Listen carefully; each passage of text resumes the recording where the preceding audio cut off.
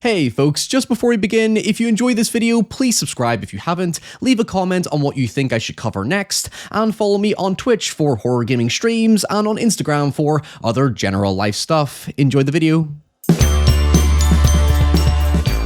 I want to open this video by acknowledging that I'm fully aware how hack it is to dunk on the infamous filmmaker Uwe Boll in the year of our Lord 2025. However, the algorithm seems to be loving slop as of late, and I think now is the perfect chance to embrace it like a pig rolling in mud. But hey, given my pretentiously open-minded perspective, maybe there's a chance with this one, so brace yourself. For the uninitiated, there was a period between the mid-2000s and early 2010s where it became a bit of a trend within the internet film criticism hellscape to utterly own, annihilate, and demolish Uwe Boll with facts and logic when he produced a relatively short string of inferior film adaptations of cult-followed and beloved video games, including Postal, Blood Rain, Far Cry, Dungeon Siege, Alone in the Dark, and the film that started it all, The House of the Dead. Yeah, I never got far in this. I always felt these arcade games were rigged. Oh, fucking... In fact, his adaptations were so poorly received by audiences and creators alike that in 2008, the internet called his bluff to retire if an online petition received 1 million signatures, which it did not, but it highlighted how much animosity existed within the internet space at the time. Now, you may be asking, if his movies and reputation were so bad to the point of parody, why didn't he become revered in the same way Tommy Wiseau did when he made perhaps the even more infamous The Room? Well, I think the reaction to his movies probably had more to do with Boyle himself, because he wasn't exactly subtle when it came to biting back at critics, even going as far as to literally challenge them to a boxing match, which to be fair is a remarkably unique way to publicize your critically panned movies. I mean, maybe Amazon could get Ice Cube to fight a few critics. In everything I've seen him in, he just comes off as an abrasive tryhard and borderline needlessly cruel person who seemed to only double down on his bullish and trollish demeanor,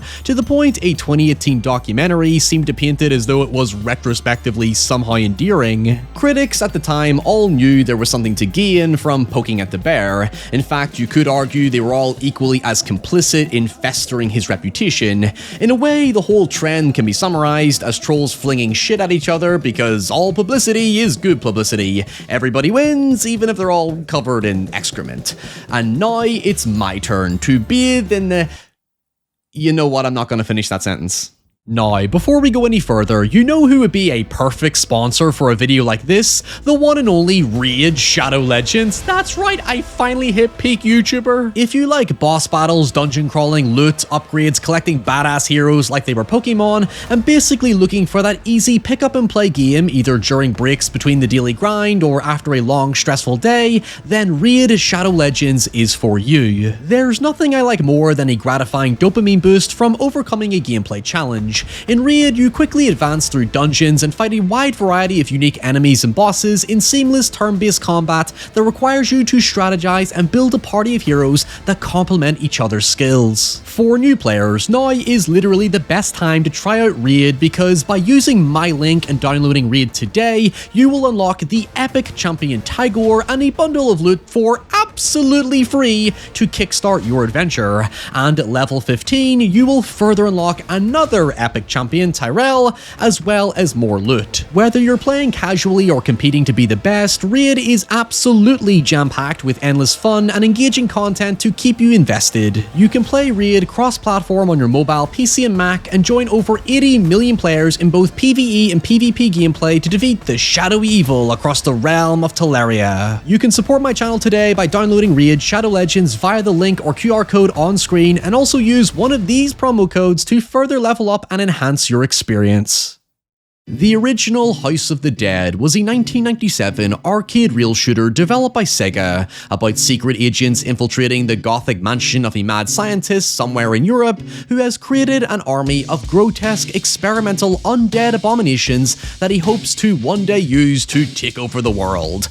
And that's basically it. It's essentially a more aggressively pulpy derivative of the already pulpy Resident Evil, but with a few lines of the white stuff thrown in to deliver a short but frantically really fun splatter gore fest that went on to spawn several sequels and spin-offs. In my childhood, I was raised on the post-apocalyptic House of the Dead 3, which by that point switched pistols out for pump-action shotguns, which were gratifying to use and made me feel like an unstoppable badass for all of 3 minutes until I inevitably got my ass handed to me by the first boss, and my mom would not put any more coins in the machine because apparently my parents had something called a mortgage to pay for. Admittedly, my personal nostalgic affinity for the franchise is rather limited because arcades were just not really a big thing in Ireland, and I probably spent just as much time on other real shooters like Time Crisis or the even more niche Carnival found in my local bowling alley. Anyway, the 2003 film tells the story of a group of college students from Seattle who venture to the aptly named Isla de Morte, Island of Death, to attend a rave that's soon ravaged by the undead. Think of it as Fire Festival, but cursed with both bad business management and the supernatural, and you kinda get the idea. Boll described the film as a non-stop action tour de force, and while it does eventually deliver a ridiculously over-the-top action set piece that never seems to end, it won't be until about 30 minutes in does someone finally pull out a gun. Now, given the cynical times we live in, I genuinely just wanted to experience the film as far removed from the cultural zeitgeist as I could, and at the very least appreciate it as a guilty pleasure. And while I certainly don't think it's the worst thing ever, what is so persistently jarring is knowing that what you are seeing on screen right now was a global theatrical release. Nope, this is not direct-to-video, and nope, this is not a TV movie. This movie released in over 1,500 US theaters on the same weekend as Kill Bill Volume 1 and a George Clooney rom-com. That is what this movie had the balls to commercially compare itself to. Now, fair play, I admire the ambition. Indie flicks are known to compete with the big guns from time to time, a la Terrifier, but budget, in this case $12 million, and cinematic quality kind of go hand in hand. Had this been a home release exclusively, I doubt it would have received the attention that it did due to more muted expectations. But at the same time, even if you look at it for what it is, while its unapologetically campy B-movie tone isn't misplaced, albeit I question how intentional it is, what fundamentally undermines it is how much it severely lacks in creative scope.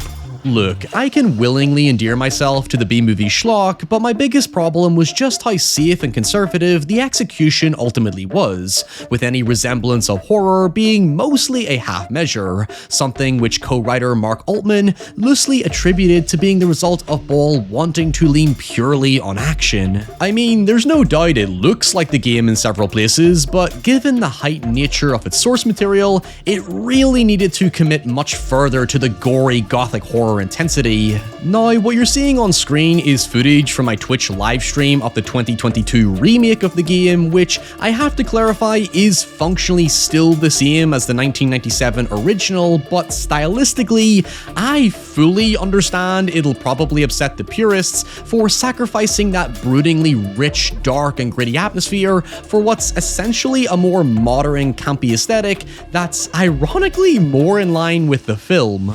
Can I have a break now? Oh, fuck, that's fucking... It's just like a cardio workout in my hand. The thing is though, each chapter of the game pushes us deeper and deeper into the madness of the house, where bigger and more grotesque absurdities emerge, such as bugs, spiders, mechanized zombies, Freddy Krueger, and a bat wearing BDSM gear. There's a tinge of Sam Raimi Evil Dead, and what keeps you engaged is how rapid and intense the combat constantly is, as you're bombarded with zombies flanking you from every angle. For anyone with a headspace like mine, it's aggressively overstimulating and leaves you with little to no time to breathe. The only thing that holds it back ultimately is how barren it is narratively, but in context, who's going to put quarters into an arcade machine and expect Last of Us level cutscenes and storytelling prowess? Using Boll's own description of his movie, the game is very explicitly a non-stop action dopamine rush. The film, however, never surpasses being at level 1 the whole way through, and even that's generous compared to what the game throws at you in Chapter 1 one. Hell, even when we get to the big bad villain, for some inexplicable reason, it scraps the game's infamous Albert Wesker insert, Dr. Kurian, in favor of this guy, who I will explain later. Right, so now that you have a strong idea as to what the game is tonally and stylistically, we can turn our attention to what the film seems to go for. A sort of Are You Afraid of the Dark Halloween special that sets the tone by introducing our vapid partygoers to the mysterious Captain Kirk, yes, that reference is exactly what you think it is, and his quirky fisherman sidekick Salish, who I'll admit I felt endeared to because the actor clearly understood the assignment, so I appreciate his scene-chewing self-awareness. He's no Matthew Lillard, and I wish he had more scenes with Captain Kirk before he's all too quickly killed off, but hey, you take a win where you can get one. Oddly, the story is framed as a flashback narrated by one of the partygoers called Rudy, who reminisces on the events and the death of his friends. However, perhaps the more overtly jarring stylistic choice is the recurring use of footage from the games being intercut between transitions as if queuing up some meta twist that the whole movie actually takes place in a simulated arcade machine. While the rave is besieged by zombies, some of the group miss the boat meant to take them to the island, leading the unofficial leader, Simon, to pay Kirk $1,000 to take them there, despite his obscure, vague warnings of its danger. If we're giving the film any benefit of the doubt and assuming it's intentionally aiming for a melodramatic B-movie delivery, you could say there is a tinge of classic post-1950s schlock monster movie in here. I'm no Boll apologist, but if you're old school enough, you might appreciate the Danger Island meets Creature from the Black Lagoon artifice, and even when it does finally ramp up some gore, it's notably inspired by the practical effects used by Tom Savini when he made George A. Romero's classic zombies. Granted, the first time we actually see them, they actually resemble the spirits from John Carpenter's The Fog, but of course, we'll have to come back to the zombies later because a flash cut of the game bitch slaps us back to the group arriving on the island to find the ravers missing.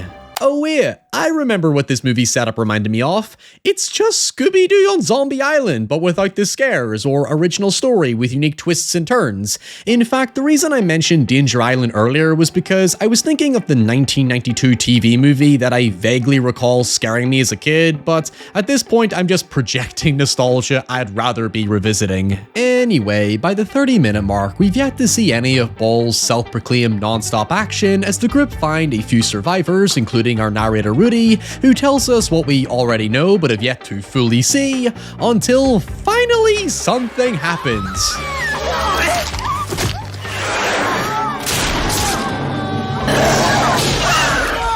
Did you see her face? Oh my god! It's horrible!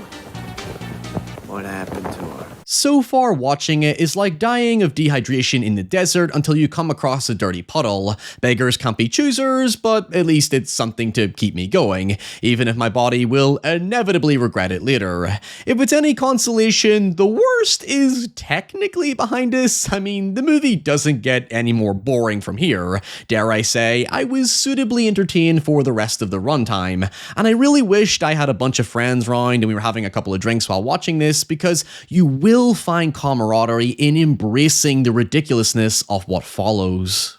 The next scene is honestly my favourite for its simplicity, because while tragically my boy Salish is killed off screen, we still have Kirk to entertain us with his sympathetically dispassionate performance. Zombies just randomly attack his boat to the sound of techno music as if from a 90s Sony PlayStation commercial, and he just nonchalantly blasts them with this absolute hand cannon of a Desert Eagle while apathetically puffing on a cigar. It's certainly a vibe we can all get behind, but the dramatics of the music mixed with the zombie stiff efforts to flank him don't synergize at all with his shoulder-shrugging reaction, thus making for quite the unintentional comedic payoff. It only goes on to compound this lack of stylistic harmony when the group arrive at the boat with the aid of a Coast Guard officer called Casper, who is given this boss-ass hero setup only to end up being a completely nothing character. The scene just instantaneously devolves into utter chaos. You have fucking Simon mindlessly abandoning the group with this dodgy run, only to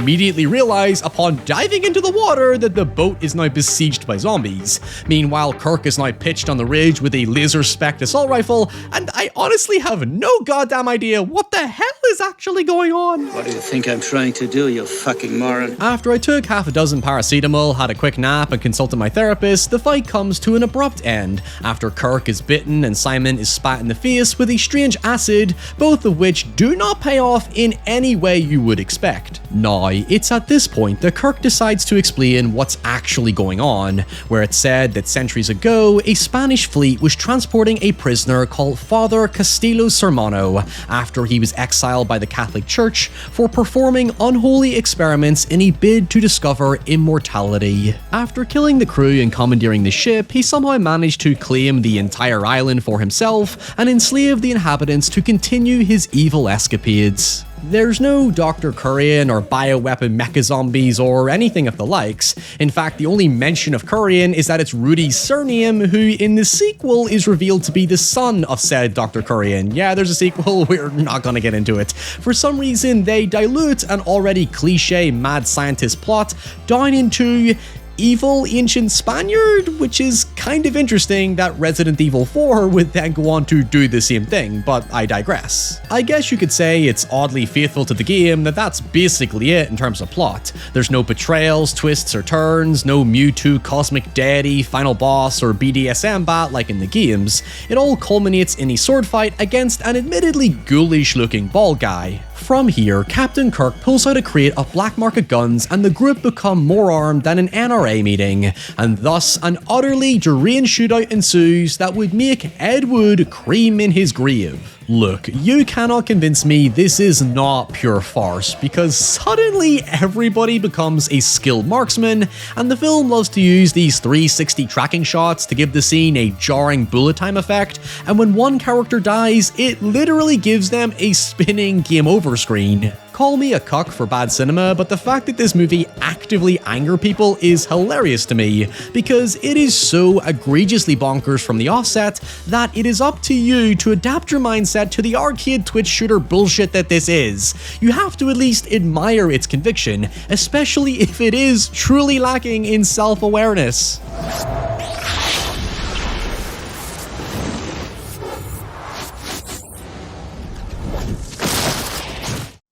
I mean, absolute cinema, unironically still better than that pointless slow-mo shot from the Max Payne adaptation.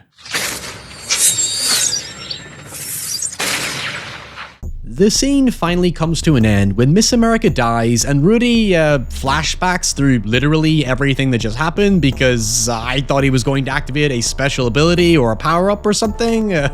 Turns out he's just experiencing trauma. They finally barricade themselves in what is supposed to be the titular house, where Casper dies unceremoniously while Kirk is once again bitten. The fact that most of the characters who've died up to this point are the ones with the closest to a personality makes it feel like the movie is trolling us to a point. Kirk eventually discovers our boy Salish has become zombified, and after tragically euthanizing him, decides to sacrifice himself knowing he will eventually turn, which ends up proving to be a complete disservice to the group when he decides to blow himself up right outside the barricaded door, thereby letting the zombies in. Absolute cinema. Venturing deeper into the house, we discover where the film has been hiding its gothic aesthetic this entire time, as we see a macabre lab containing undead experiments that soon leads to another attack where another character, this time Simon, decides to sacrifice himself to hold off the zombies because it seems that we still have just enough in the budget to blow something else up. The final three survivors then race through the catacombs where, yet again, another character sacrifices themselves to hold off more zombies, which somehow proves even more pointless because the two fucks then just stand there and watch her get eaten instead of escaping. However, probably the bigger kick in the face that makes this sacrifice so pointless is that our final two survivors, Rudy and Alicia, are then just immediately saved by a mysterious man who they think is one of their friends Greg, who went off separately earlier in the film to get help, but it's obviously Castillo wearing his skin because we see Greg die. This is about the thrill of wearing another man's skin. Castillo's whole motive here is to take their skin, presumably due to his skin rotting from centuries of immortality or something. It doesn't really matter because they then quickly escape to climax with a sword fight. Now, I know what you're thinking during all of this. Ryan, how can they possibly kill something that's immortal? Well, by chopping off its fucking head. I found it! Without their heads, they're powerless! The film is then finally put out of its misery when Alicia and Rudy are rescued by the protagonists of the game, thus setting up a sequel that I'm not going to cover because I genuinely think it's worse just for being outright criminally boring. At least Boyle's effort actually attempts to entertain, even if your mileage greatly varies on this one. At the end of the day, if you're open-minded and have a few friends who want to come around and switch off their brains and just indulge in something that's ridiculous, it is a perfectly enjoyable zombie B-movie. There is really nothing to gain from taking it as seriously as some people did. I mean, just look at it for what it is. So if you enjoyed this video, please let me know your thoughts in the comments below, as well as leaving some recommendations. Subscribe if you haven't, follow me on Twitch for horror gaming streams, and on Instagram for other general life stuff. Until next time, stay safe, stay away from dodgy islands off the coast of Seattle, and I'll see you all very soon. Bye.